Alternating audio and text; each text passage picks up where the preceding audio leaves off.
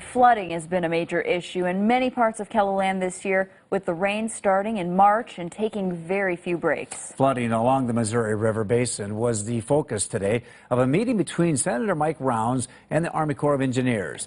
KELOLAND's Sarah McDonald was at the hearing in North Sioux City. It was a full room today as Senator Mike Rounds held a hearing of the Senate subcommittee he chairs. Rounds and members of the U.S. Army Corps of Engineers discussed flooding in the Missouri River and how the Corps plans to improve the management of the river. Come in and ask the questions about their management plan, whether it's working, what changes need to be made, what occurred this year with regard to very, very high water levels on the middle part of the Missouri River Basin, whether or not there were other tools that they should have had available to them, and whether or not the tools they did have were actually working. The Corps says they have a three-phase recovery plan.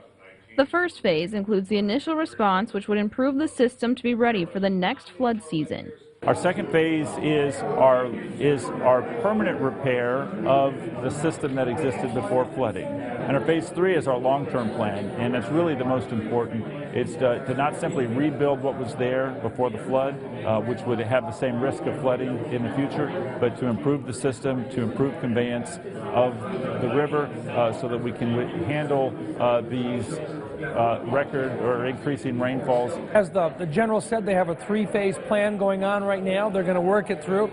They'll come back to us and advise us what their needs are. A discussion that can help potentially reduce flooding in the future. I think this is a very successful hearing. I think it accomplished the intent of Congress and the Energy and Public Works Subcommittee to look into what's necessary to improve the capacity of the Missouri River, not just to recover from the current flooding, but to improve the system to reduce flood risk in the future. In North Sioux City, Sarah McDonald, KELOLAND News.